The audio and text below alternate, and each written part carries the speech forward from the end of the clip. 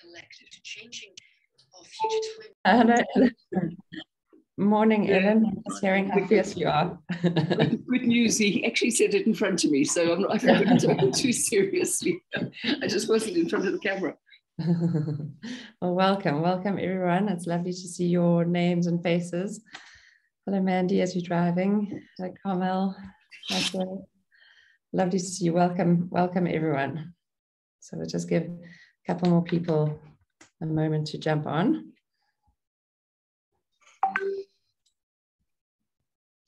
The moon was stunning last night, Nicola.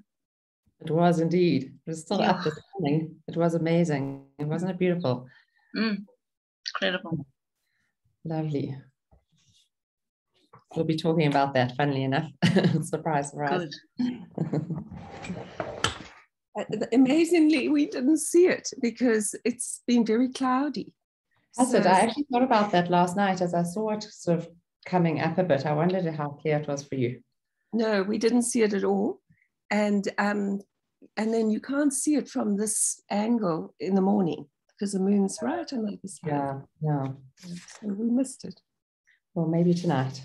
Yeah. Okay, so welcome everyone. I've put on record and I'm just going to put on some of my oils. I'm still smelling my Melissa lots, which is the oil of light, and frankincense is a lovely one for meditation, for grounding and calming. And I've got my little diffuser going here. It's a little pilot diffuser, which is a really handy one for traveling in cars and everything. I love it. And it's got elevation in it. So I was inspired again by our Melissa challenge last week or 2 weeks ago now with Henrietta, talking about using elevation or using our oils very intentionally, emotionally as well, for what we wanted to create in our world and in our life. And we'll be talking more about this in the mindful moment. And elevation is a lovely one for that. Come, Shabba. So as Ruth mentioned, the full moon has been beautiful. I don't know how many of you have seen it, but the last few evenings it's been rising quite late afternoon. So it's actually rising before the sun has set, this big heavy moon, and an early evening. And it's so worth looking for around that time of day. And then this morning, it was still visible and bright on the other side, on the west. And it certainly does brighten our dark nights at the moment.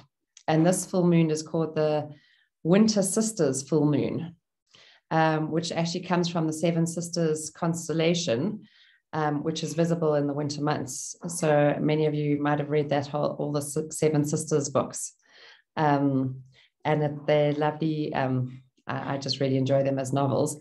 And so Pleiades is the Seven Sisters constellation. And it's going to be visible for us next to Venus, which is so bright in the morning sky. So just before dawn. So from 5 o'clock, it's going to be visible next to Venus in the second half of June.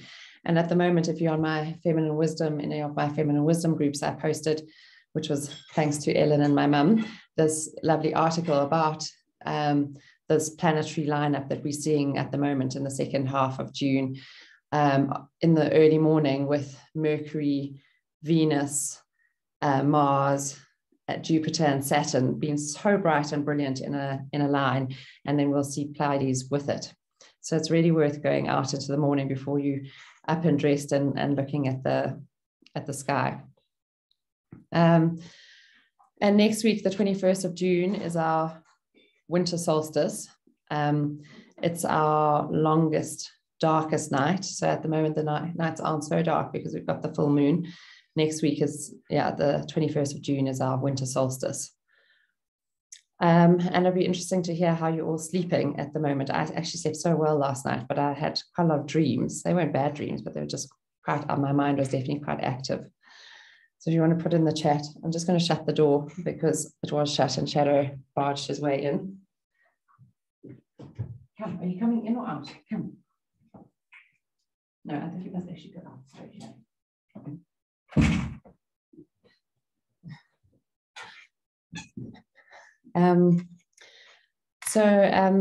Jennifer Rakiopi is a sort of astrologer that I get her newsletters. And she says, this was from her newsletter, she said, the moon's light activates mystery, knowing, and power. Fortunately, the days leading up to the full moon provide an opportunity for a robust and real breakthrough. Venus and Uranus conjoin, which is excellent for inviting miracles of any kind. Stay open, strong, and ready. As the moon waxes and collectively we move through this retrograde rewind, take the time and space you need to integrate what you've just lived through. Then take time to consider your needs and the needs of others. How can you be of service? Generosity, kindness, gratitude, loving care, and friendship go a long way. The next few days are ripe with insight, sudden breakthroughs, deeper understanding, and the ability to synthesize what seems unknown. Though there will likely be a few tears, confusion, and exhaustion, somewhere in the middle remains a perspective and understanding unique to you and valuable. Stay present between now and the full moon and keep coming back to the moment again and again. So that was her take on this full moon. And full moons remind us, because they shine and illuminate our paths, the good and the bad. And this so much ties up with Pam Gregory's short video that she released last week called Ghosts in the Theatre. I'm not sure if any of you have seen it. It's really worth watching. So I'm not going to ruin it for you, but I'm going to go through quite a lot of it. It's called Ghosts in the Theatre. And she says she's got so many people saying to her, because she's an astrologer, you know, what's set in the stars? Where's this all going to end? What's unfolding? And she says the future is not set. And astrology is the raw potential. It's like the modeling clay. It's there. It's the mathematical possibilities for the future. But that the future fluctuates by our frequency and our energy and our emotion. And we have immense power as co-creators. So she gives this analogy, and again, I'll give a brief analogy of it, but it's really worth listening to her explain it. It's like there's a theatre, your local theatre, and they're advertising two plays, and one is dark and evil and scary and has a not nice ending. And the other one is light and bright and full of love and joy and has a beautiful ending. And you all make your way to the theatre, and there's only one stage, so only one of these plays can be played. And they kind of advertised by these sort of wispy, ghost-like figures that are moving across the stage.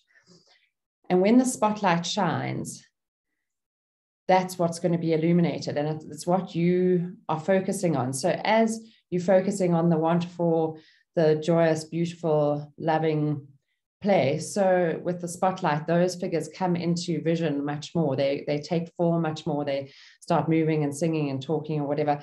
But we can only watch through one film, or one production, one play, and we get to choose by where we put up the spotlight, where we put our intention. And so she's saying that the spotlight of our focus feeds and energizes and activates the potential that's there. And that focus is food energetically. So she said that again. Did I say that? Did you hear? Focus is food. Focus is food. And that the universe is a mirror echoing back where we put our focus. And another one of her sayings is starve out the scary and love in the good. Starve out the scary and love in the good.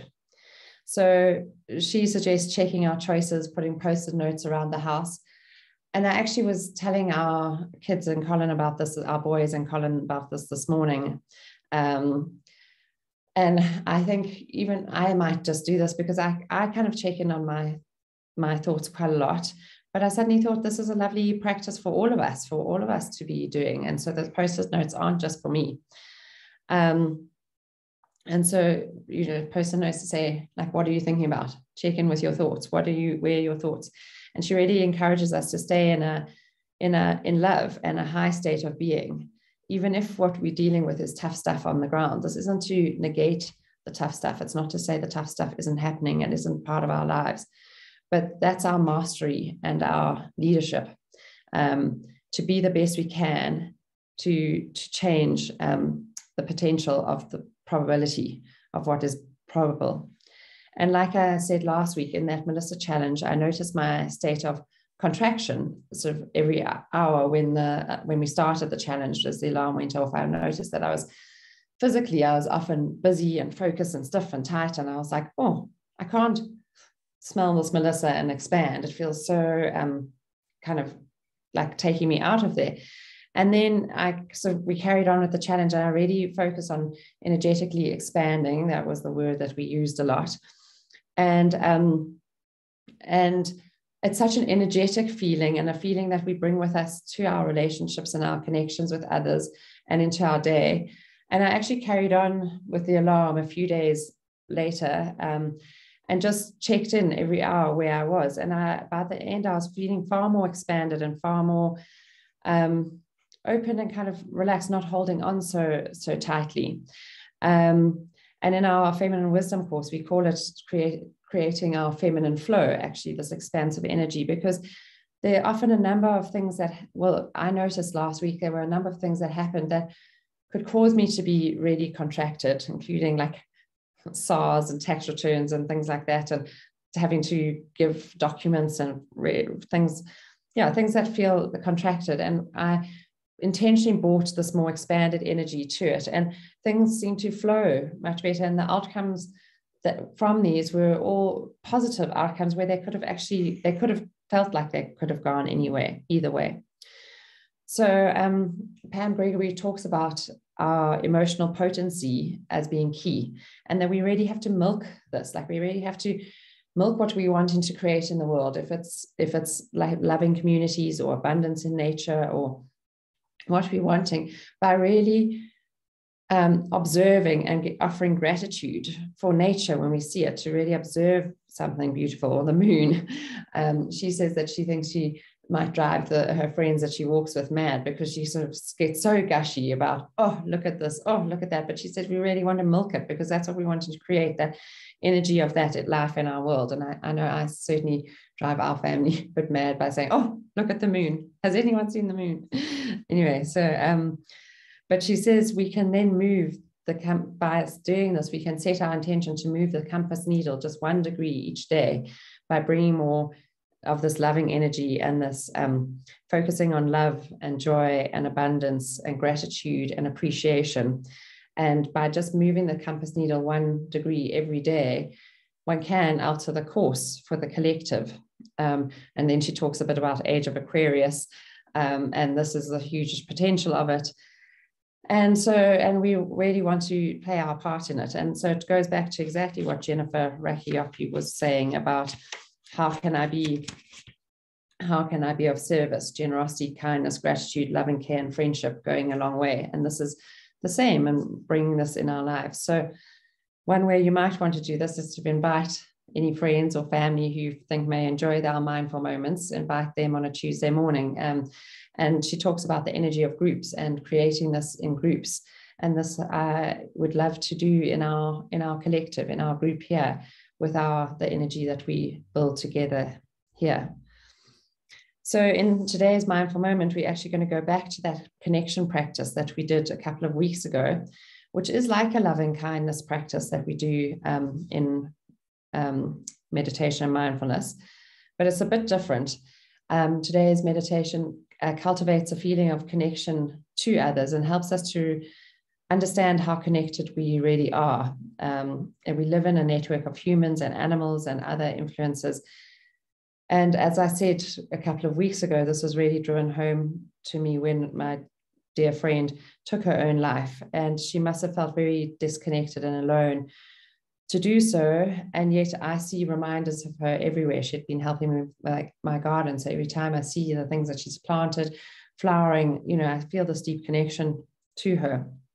And I know that so many people, we experience the same. And when I wrote my blog recently that it's been my winter, And I felt disconnected, and I'd gone through a time of sort of going to ground and disconnection. So many people contacted me and said that they felt like I'd written it for them, or this is how they had felt, or this is what they were going through. And I would have never guessed that. From the outside, I wouldn't have known that. And when you're in your winter, or when it's a dark night, you can feel quite alone. And this practice just reminds us that we're not alone, that we're never alone, and just how connected we are, and how our energy and our expansion can influence others. So I'm going to also read this poem by Julia Fehrenbacher as we start our meditation. It's actually from a book that I just downloaded free off her website called Beyond the Noise into the Now. And then I just downloaded it and I had it printed and bound, and I just got a couple of free ebooks, and they really are lovely. It's called Beyond the Noise. And we're going to start with a prayer for every day. So just assuming a position that's upright with a sense of purpose and the importance of what we are doing now, and just allowing your eyes to drop, either to close or drop your gaze to the floor, and breathing in and stretching your spine. And on the out breath, just softening your forehead, jaw, shoulders, even belly.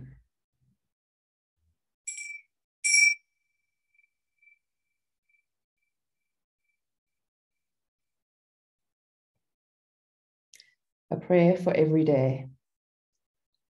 Let me breathe only grace today, only that which slows, steadies, softens, sparks. Only that which permits and pardons and points to the blossoms inside the broken, the poetry inside the pain, the nourishing newness inside the now. Let me breathe only grace today, only that which invites me to speak my very own language, for as long as I have breath, only that which hums. You can, you will. Let me breathe only grace today, only that which notices the tide and says, lie back, love, rest, for as long as you need to. It's not about how much you do, but how full you are.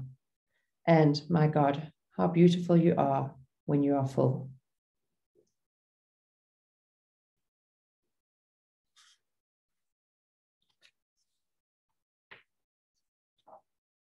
So just feeling that poem, allowing it to land.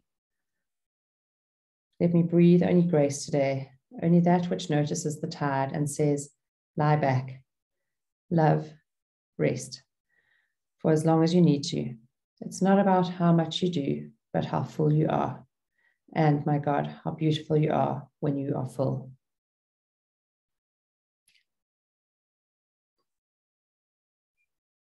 So with each out breath, just allowing the forehead, jaw, face, shoulders to soften.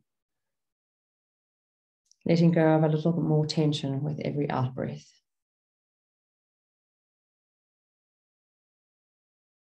And finding some ease in how you hold yourself. Just open to this little experiment.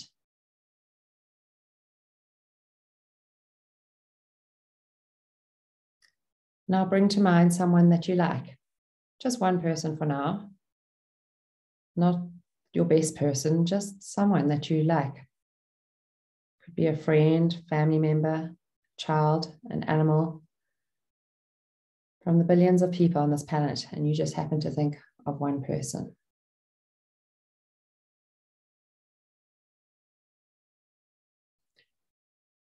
And by holding them in your mind, you're activating this line of connection. What does it feel like? Get curious.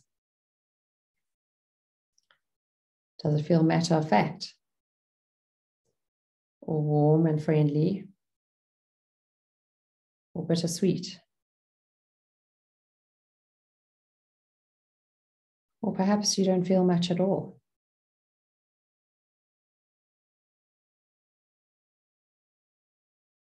All is welcome. It just doesn't change the fact that we're all connected.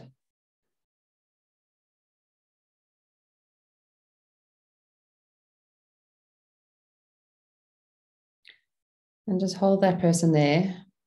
That may help just to say in your mind or under your breath, connected. To keep that connection open. Connected.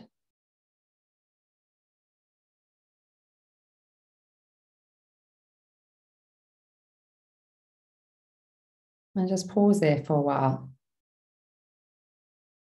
Noticing any feelings in your body.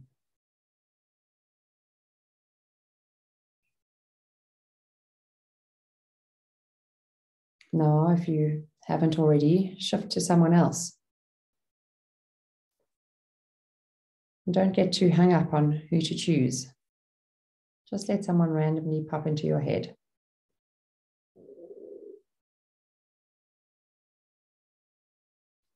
And hold that line of connection open, feeling what you feel. Connected. Connected.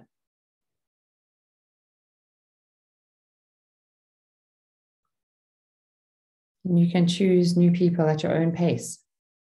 Each time you do, choose to linger there for a little bit, like you're savoring a new food and not robotically churning through the exercise like you're just trying to get through it, but really just pausing and noticing the connection.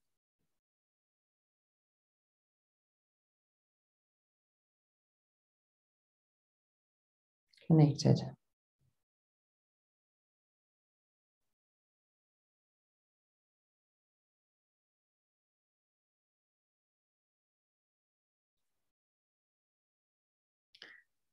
Keep going. Perhaps you could picture your local security guard. Connected. Or your local barista. Connected. Or someone at school or work or at the shops. Connected.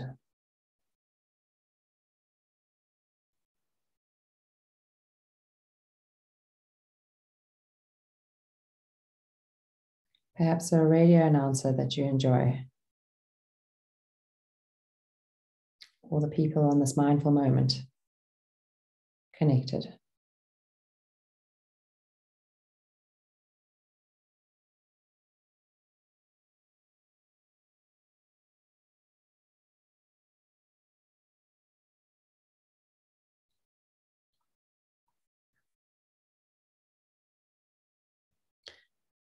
If you like, you can think about expanding the net a little bit. Perhaps a great grandparent that you've heard stories about.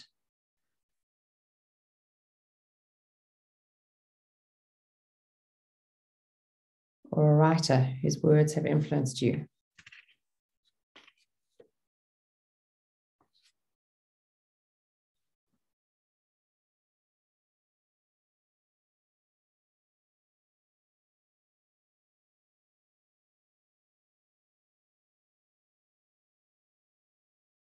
An old teacher or coach who had your back. Try not to go off into thinking. Just feel what you feel, acknowledging the connection, holding open the line.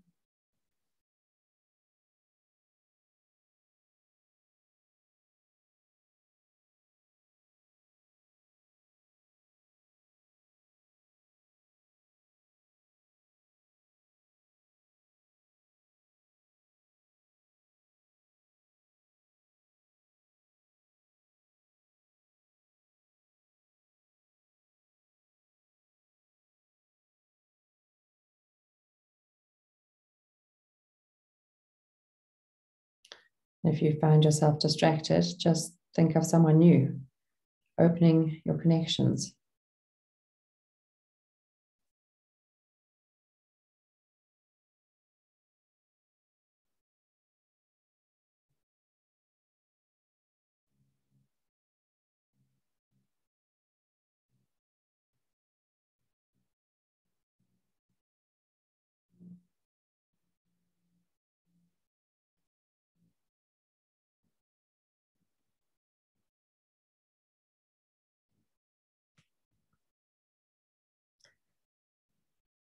Now just hang out, supported in your web, trying not to get anywhere or do anything.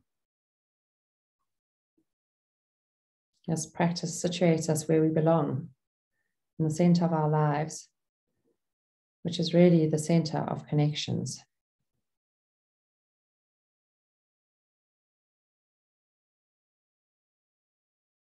There's an invisible web that spreads out from each of us through time and space, and it's always there.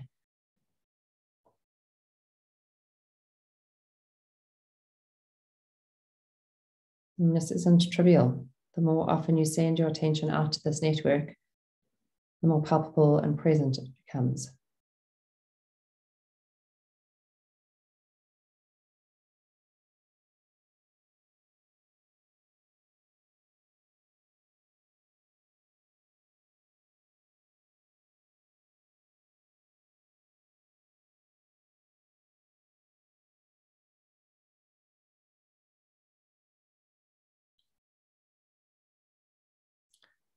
This practice can help us remember our connections in these strange times, maybe even be a support.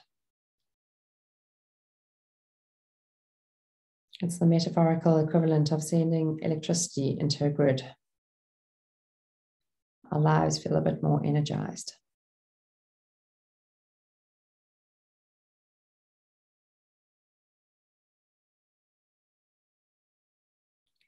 Let me breathe only grace today, only that which slows, steadies, softens, sparks, only that which permits and pardons and points to the blossoms inside the broken, the poetry inside the pain, the nourishing newness inside the now. Let me breathe only grace today, only that which invites me to speak my very own language. For as long as I have breath, only that which hums, you can, you will. Let me breathe only grace today, only that which notices the tide and says, lie back, love. Rest for as long as you need to. It's not about how much you do, but how full you are. And, my God, how beautiful you are when you are full.